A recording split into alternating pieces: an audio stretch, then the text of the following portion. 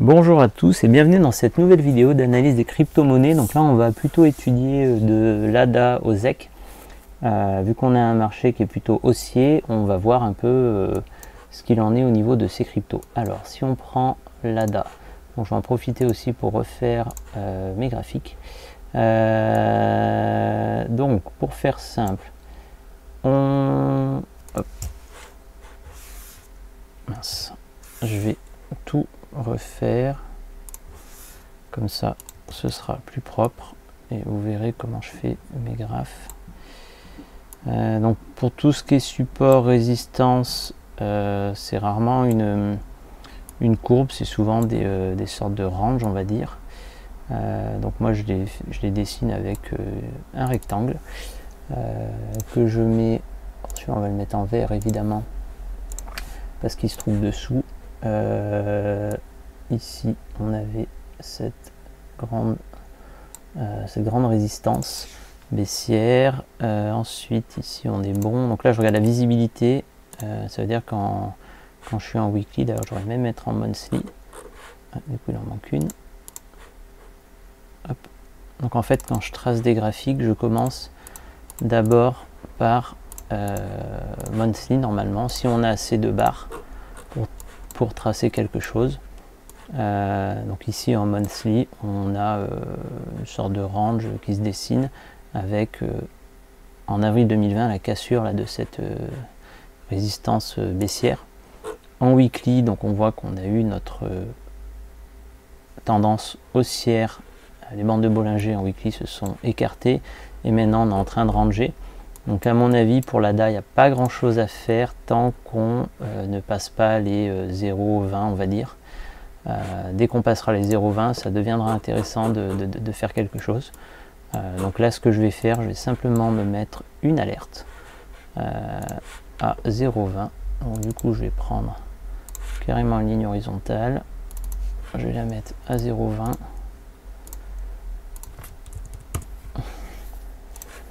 Et je vais me faire quelque chose en daily. Hop, une alerte. Crossing up once per bar. Je laisse mon alerte. Et je vais la noter.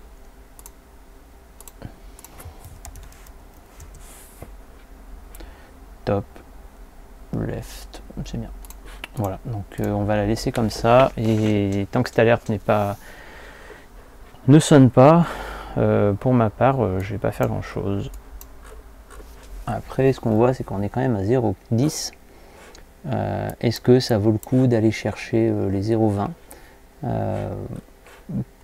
Pourquoi pas, pourquoi pas. Donc, ce qu'on peut faire c'est aussi se rajouter une alerte. Alors, les alertes elles apparaissent là sur TradingView. On peut aussi se rajouter une alerte directement sur les bandes de Bollinger. Donc on va mettre alors déjà on va prendre les bandes de Bollinger, crossing up, hop. Non pardon, on reprend l'ADA qui crossing up, les bandes de Bollinger, la bande du haut, hop, et là on va dire, on va laisser l'alerte, ça veut dire qu'à chaque fois que le cours va passer et va closer en dehors des bandes de Bollinger en daily, je vais avoir une alerte et là je reviendrai sur le graphique pour voir ce que je fais. Voilà, donc l'ADA on va le laisser comme ça et on va passer au BAT. Le BAT on reprend en monthly. On retrouve un peu le même graphique. Alors j'en profite pour les refaire du coup, ça fait un moment que je suis pas allé dessus. On retrouve un peu le même type de graphique, un range et une tendance baissière qui a été cassée, mais en fait elle a été cassée, c'est rien passé, donc du coup elle sert pas à grand chose, donc on va la virer. Hop. Donc ici on a vraiment un range, pour faire simple. Tac, hop. Donc on voit quoi en weekly, bande de Bollinger, ça bouge pas beaucoup. C'est même tendance baissière, donc on va pas faire grand chose. On va faire un peu la même chose que sur le l'ADA. Hop, on va prendre un chiffre rond. Alors les chiffres ronds sont aussi des supports et des résistances. Donc chiffre rond, on va aller en daily et on va mettre une petite alerte. Hop, ici.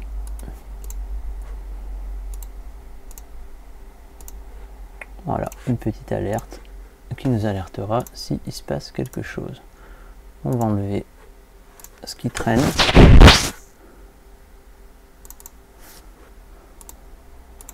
On va regarder que tout est bien visible dans les bonnes unités de temps. Voilà, ça c'est très important, sinon après ça fout le bordel. Et ici on va la noter. Alerte. Voilà. Et on va le laisser tel quel. Donc on va passer au BSV. Alors qu'est-ce qu'on a BSV en monthly? Et ben, on retrouve un canal haussier classique. En weekly, on a toujours ce canal haussier. Et ici, on a eu à chaque fois, là j'ai mis ces courbes en pointillés, parce qu'en fait à chaque fois on a vu que quand on a cassé cette ligne baissière, on est parti à la hausse. Donc moi j'étais rentré à 2 reprises ici à la cassure, et au final j'ai dû sortir de mes positions parce que le scénario s'est pas réalisé, et quand le scénario se réalise pas, il vaut mieux sortir rapidement de ses positions. Ce qu'on peut voir, c'est que du coup on arrive vers ce support 1, 2, 3, 4, 5, 6 points de contact. On arrive aussi vers un support vert, donc cette ligne le bas du canal haussier, ce qui veut dire qu'on a éventuellement ici un point de rebond assez probable, parce qu'on a énormément de choses dessous. On est sous la moyenne mobile 20, et là ce qu'on voit, donc c'est intéressant comme configuration, c'est que les bandes de Bollinger sont extrêmement resserrées. Hop, ici moi je vais dessiner il y a un petit moment un canal haussier, un sous-canal haussier. Est-ce que c'est encore bon? Pas 14. Ouais, on pourrait éventuellement avoir ce canal. Donc là, ce qui peut être intéressant, c'est d'attendre que les bandes de Bollinger s'écartent en daily, parce que on arrive ici sur un point de contact assez fort, mais comme on a cette moyenne mobile 200, je pense qu'un point d'entrée intéressant serait la cassure du cours au-dessus de la moyenne mobile 200. Donc on va faire plusieurs choses, on va mettre plusieurs alertes. On va plutôt jouer en daily, et on va mettre une alerte. Donc crossing up la moyenne mobile 200. Donc ça c'est ma première, et on va aussi ajouter une autre alerte qui est les bandes de Bollinger, la upper band en daily. Donc dès que ça va sonner, je reviendrai sur le graphique pour voir ce qu'on fait. Ce qui est important, c'est d'avoir une confirmation des volumes, parce que le volume est un indicateur de confirmation, donc ça veut dire qu'il va confirmer ou pas une cassure ou un rebond. Ce que je vais faire, je vais aussi mettre une autre couleur sur mes graphiques pour dire qu'ils sont en alerte. Voilà. EOS. Alors, EOS, si on prend en monthly, comme d'habitude, bon, ça c'était un vieux point d'entrée. Qu'est-ce qui nous dessine? On a toujours une ligne de tendance haussière. On a ici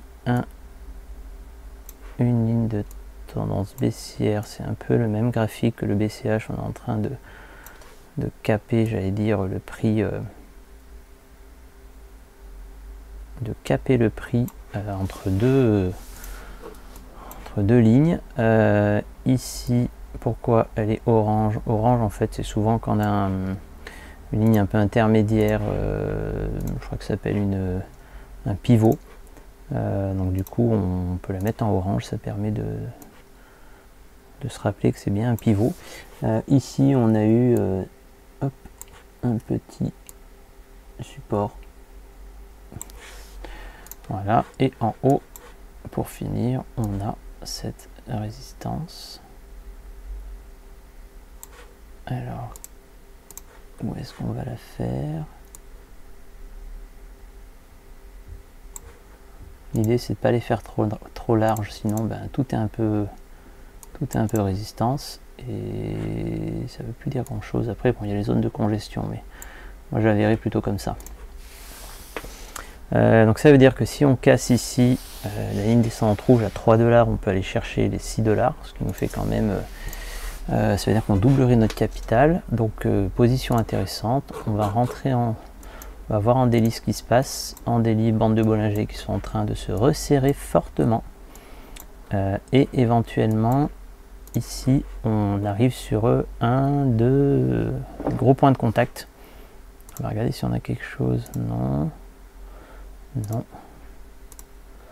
Donc à mon avis, on a quelque chose d'intéressant. Si ça vient, on va refaire un peu les mêmes alertes. Si on vient crosser, si on vient croiser la moyenne mobile 200 à la hausse en daily, on va sonner. Et si on vient croiser à la hausse la moyenne, la bande de Bollinger, la upper band de la bande de Bollinger, on va nous faire une petite alerte. Donc ça c'est bien. Je vais juste vérifier si au BSV j'ai bien bande de Bollinger. Est-ce que j'ai bien mis la bonne? C'est bien la upper. Donc ça c'est bon. Parfait. Donc EOS, potentiellement une position intéressante. Hop, ETC en ETC. Si on prend en monthly, j'aime bien commencer par les grosses unités de temps. Vous l'avez bien compris. Qu'est-ce qu'on a? Alors ça, je vais en faire plutôt un rectangle pour essayer d'être cohérent. Un rectangle vert parce qu'il fait office de support. Celui-là, c'est plutôt une résistance. Hop. Donc on va la faire plutôt en rouge. On va la tirer, elle pourra toujours nous servir.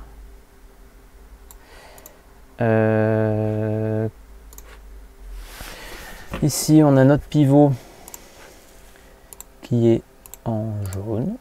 Hop. Très bien. Et on a une ligne de tendance haussière qui est là, qu'on va redessiner suite au nouveau pic. Donc, ce qu'on remarque, c'est qu'en monthly, pardon, on a les bandes de Bollinger qui sont totalement parallèles. On va descendre un peu dans les unités de temps. Celle-ci, au final, elle a servi à rien. Dans les unités de temps, ben, on voit qu'en weekly on a plutôt une tendance baissière, mais ici on est vraiment en train de rebondir à la fois sur cette zone de congestion, ce support, et puis la tendance haussière qui est là depuis le début.